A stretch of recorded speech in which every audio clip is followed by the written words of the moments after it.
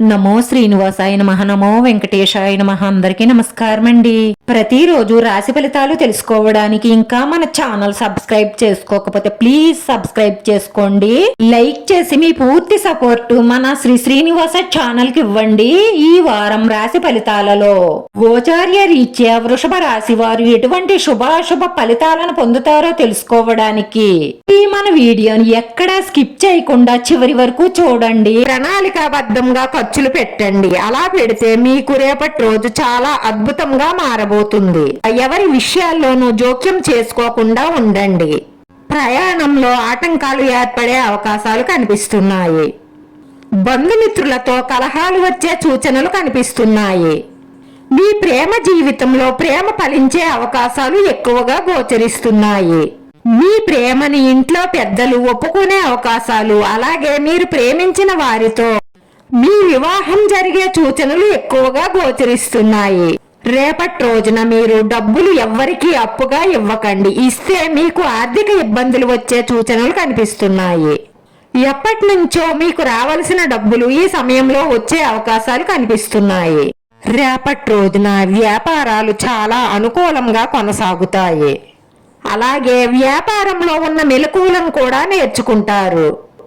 కొత్త వ్యాపారం మొదలు పెట్టడానికి మీ ఆలోచనలు ఫలిస్తాయి. ఈ ప్రియురాలితో మనసులోని మాట మాట్లాడతారు, జాగ్రత్త. ఎందుకంటే వారి మనసు తెలుసుకుని మాట్లాడండి, లేదంటే బాధపడతారు. మీ ఆలోచనను, మీ శక్తిని మీరు ఏం కావాలి అని అనుకుంటున్నారో దాని వైపుకు మీ మనసును మరల్చండి. ఈ రాశి వారికి రేపటి రోజున కొన్ని అనారోగ్య సమస్యలు ఇబ్బంది పెడతాయి. ఉద్యోగస్తులకు శ్రమ పెరిగి సిరాకు పుడుతుంది. వ్యాపారస్తులకు కొన్ని ఒత్తిడులు ఉంటాయి.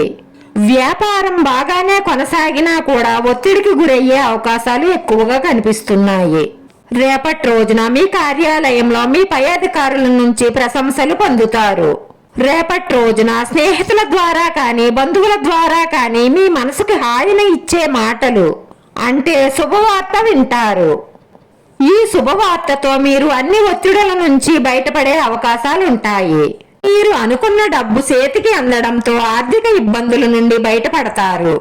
అలాగే ఆదాయ మార్గాల ద్వారా మీరు ఆర్థికంగా దృఢంగా మారనున్నారు. రేపటి రోజున అనవసరం ఖర్చులు పెరుగుతాయి. డబ్బు ఖర్చు పెట్టేటప్పుడు ఆచితూచి అవసరమా లేదా ఆలోచించి ఖర్చు పెట్టండి, లేదంటే మళ్ళీ ఆర్థికంగా ఇబ్బంది పడే అవకాశాలుంటాయి.